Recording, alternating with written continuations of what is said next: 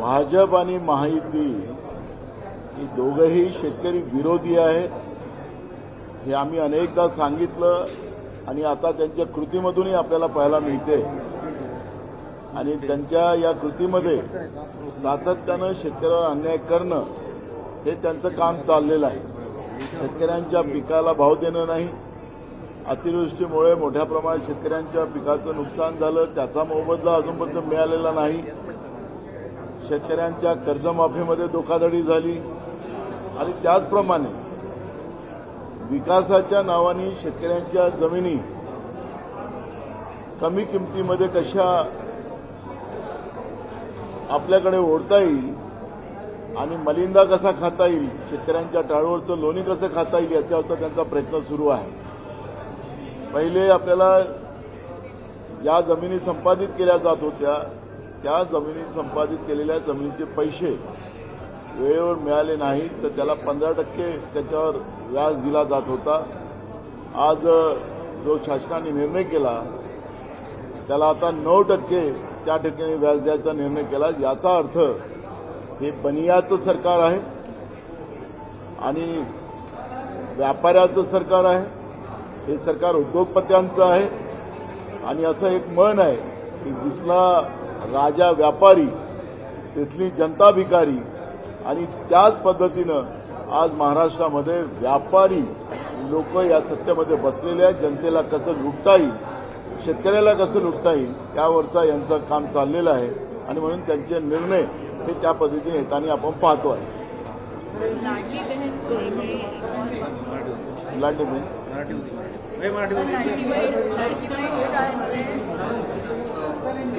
मराठी नाराजी वारंवार दिसते या सरकारने लाडली बहीण सर, लाडली बहन योजना में अब कटौती की गई है।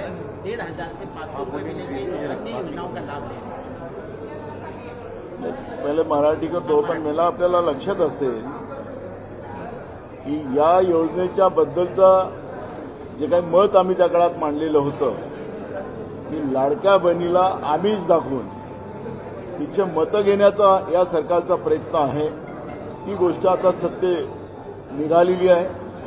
1500च्या जागी 2100 रुपये देण्याचा निवडणुकीमध्ये यांनी शब्द दिलेला होता, त्या पद्धतीनं जाहीरनाम्यामध्ये सांगितलं होतं, पण आता 500 रुपये देण्याचा निर्णय हे सरकार करते आहे।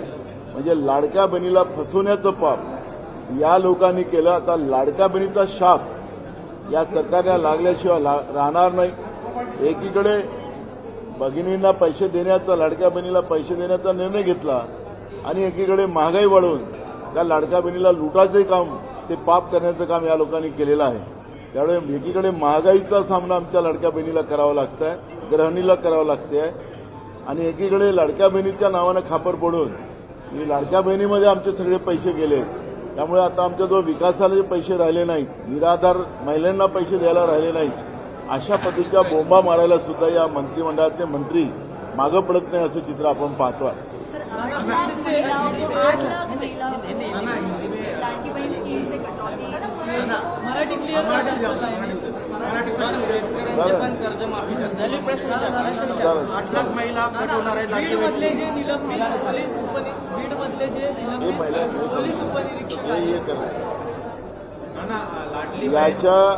याच्यामध्ये एक गोष्ट आपल्याला असं पाहायला मिळते आहे की ज्या पद्धतीनं निवडणुकीमध्ये या लोकांनी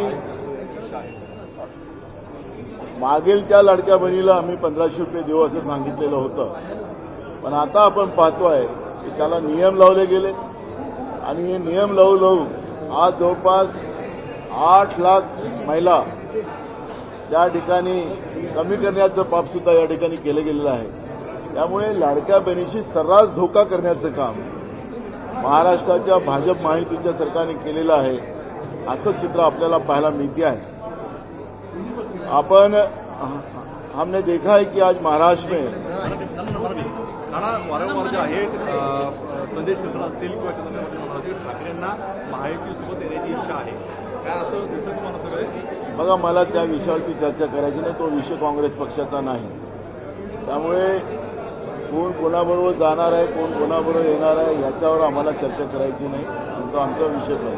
आता शुक्रवार तुमची बैठक आहे, काय गुजरातप्रमाणे मोठे बदल होतील? शुक्रवार तुमची मुंबईत बैठक आहे नेत्यांची, काय मोठे बदल अपेक्षित आहे? नाही, संघटनात्मक बदल तर आमचे नवीन प्रदेशाध्यक्ष झालेले आहेत आणि आम्ही जे काही नियम ठरवलेले आहेत त्या नियमामध्ये जिल्हाध्यक्ष असतील, प्रदेश पदाधिकारी असतील, परवा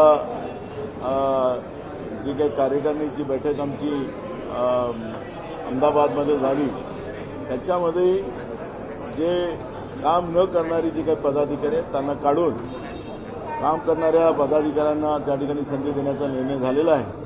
त्यामुळे अनेक बदल त्याच्यामध्ये परवा आमची बैठक आहे काँग्रेस पक्षाची, त्याच्यामध्ये ते घेतले जातात. नाना, बीडचे जे निलंबित पोलीस उपनिरीक्षक आहेत रणजित कासले, त्यांनी महाराष्ट्र पोलिसांनाच आव्हान दिलेलं आहे. ते म्हणतात बीडमध्ये गुन्हा दाखल झाला, आता तुम्ही मला पकडून दाखवा. थेट पोलीसच जे निलंबित झाले असं म्हणतात. राज्यामध्ये कायदा सुव्यवस्था राहायला कुठे आहे? पोलिसाला चॅलेंज करताना आपण पाहतोय. माननीय हायकोर्टाने बदलापूरच्या घटनेमध्ये ज्या पोलिसांवर कारवाई करायला सांगितलेली होती त्याच्यावरचं रिव्ह्यू पिटिशन या सरकारने टाकलेलं होतं, पण पुन्हा हायकोर्टाने सांगितलं की त्यांच्यावर कारवाई करा. पण हे सरकार कारवाई करायला तयार नाही, कोर्टाचं ऐकायला तयार आहे ना. महाराष्ट्रामध्ये कायदा सुव्यवस्था राहिलेला अशी परिस्थिती आज महाराष्ट्रात झालेली आहे. नाना, 1500 से 2100 रुपये देने की बात कही गई थी, लेकिन 500 रुपये पर जो है सरकार आ गई. लाडली बहन योजना में 500 रुपये अब देंगे क्योंकि किसान सम्मान निधि योजना में उनके 12,000 रुपये मिल रहे हैं, इसलिए सरकार कटौती कर रही है. लेकिन सरकार का कहना है कि विपक्ष जो है सिर्फ गुमराह कर रहा है, हमने कोई धोखा नहीं किया. ये लाडली बहना से धोखाधड़ी करने का काम ये सरकार का है और कर रहे हैं. और ये आक्षेप हमने शुरुआत में ही लिया था, तो भी ये सरकार ने चुनाव को नजर रखते हुए 1500 रुपये देने का वादा किया था. 1500 रुपये दिया. जो बहनों ने एप्लीकेशन किया था, जो फिर वो बांग्लादेश की हो, वो उत्तर प्रदेश की हो, बिहार की हो, जो लोग नियम में नहीं, जो बहना नियम में नहीं बैठी थी, वो सब बहनों को इन लोगों ने पैसे देने का वादा किया था और दिया. और उस समय इन लोगों ने चुनाव के सामने जाते समय कहा था कि 2100 रुपये हम देंगे हमारी सरकार आने के बाद. अब सरकार आई, बहुमत में सरकार आई और सरकार विधानसभा में और जब पब्लिक में जाती थी लोगों ने हमको बहुमत दिया. ये सब लाडली बहना से मिला, लेकिन उसी लाडली बहना से धोखाधड़ी करने का काम इन्होंने किया. आज कैबिनेट में भी जो निर्णय हुआ है कि 500 रुपये देने का, तो वो निर्णय आया है. और लाडली बहना के ऊपर ही ये करना कि लाडली बहना को हमने पैसा दिया इसलिए हमारे पास विकास के लिए पैसा नहीं, हमें निराधार को पैसा देने को पैसा नहीं, सरकार की विविध योजना चलाने के लिए पैसा नहीं. ये जितना भी पैसा जो विकास का है वो हम लाडली बहना को दे रहे हैं. इस तरह का आरोप लाडली बहना के ऊपर लगाने का पाप भी इन लोगों ने ये लोग कर रहे हैं. इसका मतलब है कि लाडली बहना से धोखाधड़ी करने का पाप भाजपा और महायुति की सरकार ने किया है. लेकिन परसों अजीत पवार ने अपने भाषण में कहा कि 100 दिनों में उन्होंने बारामती में 1100 करोड़ का निधि जो है वो लाया हुआ है. बल्कि एकनाथ शिंदे तो अमित शाह को मिलकर कहीं न कहीं शिकायत करते नजर आ रहे, उनको फंड नहीं मिलता. देखो, ये 3 मुही सरकार है. ये सरकार राज्य की तिजोरी, जनता का पसीने का पैसा लूटने में लगी हुई है. कौन अपने हिस्से में ज्यादा पैसा लेके जा रहा है उसके ऊपर ये इनकी शर्त लगी हुई है, होड़ लगी है. और इसलिए अजीत पवार ने जो बात कही कि मैंने तो लेके गया, अब तुम्हारे पास क्या है तुम देखो. तो ये जो राज्य की तिजोरी को लूटने का काम ये सरकार ने शुरू किया है, उसका परिणाम है. और राज्य के उप मुख्यमंत्री और वित्त मंत्री अजीत पवार ने जो दावा किया है बिल्कुल उसी है कि मैं ज्यादा लूट रहा हूं तुमसे, ये बताने का काम वो कर रहा है. नाना, रॉबर्ट वाड्रा को ईडी का समन भेजा गया. 2008 का जो मामला है लैंड डील से जुड़ा हुआ. देखो, मैं एक आपको बताता हूं कि बीजेपी कांग्रेस को घबराई हुई पार्टी है. जब भी कोई भी राज्यों में चुनाव आते हैं तो इसको नजर रखकर इस तरह की नरेंद्र मोदी हो या अमित शाह जी हो, वो अपने लेवल पे ईडी की कार्रवाई करते हैं. कांग्रेस के शीर्ष नेता को डराने का पाप करते. कांग्रेस डरने वाली पार्टी नहीं है. जो पाप किया नहीं उसको डरने का कोई कारण नहीं होता. और कांग्रेस पूरी ताकत के साथ लड़ेंगी. और कांग्रेस का एक ही उद्देश्य है कि ये जो धार्मिक विवाद पैदा कर देश को तोड़ने का काम जो केंद्र की नरेंद्र मोदी की सरकार जो कर रही है, उससे देश को बचाना एक ही संकल्प कांग्रेस पार्टी का है और कांग्रेस पार्टी उस लाइन पे काम कर रही है। किसानों का जो मुआवजा है वो घटाया है, किसानों का मुआवजा घटाने का फैसला हुआ है, उसको किस तरह से आप देखते हैं? देखो, ये सरकार, हमने बार बार कहा है कि बीजेपी और उनके साथी दल ये किसान विरोधी है। किसान के फसल को दाम नहीं देने का, जो ओलावृष्टि में किसानों का नुकसान हुआ फसल का, उसका पैसा अभी तक दिया नहीं, कर्जा माफी का पैसा दिया नहीं। अब जो जमीन संपादित की जाती है और उसको जब ब्याज देने का समय आता है तो 15% ब्याज देने का काम सरकार के माध्यम से किया जाता था। अब सरकार ने निर्णय लिया है कि 9% ब्याज देंगे। तो इसका मतलब है कि किसानों से धोखाधड़ी करना, ये महाराष्ट्र के बीजेपी और अलायंस की सरकार का काम चल रहा है।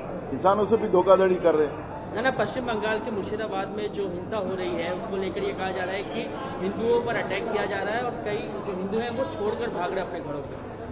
देखो, देश में हिंदू की सरकार आई है, ऐसा जो सत्ता में बैठे हुए लोग कर रहे हैं।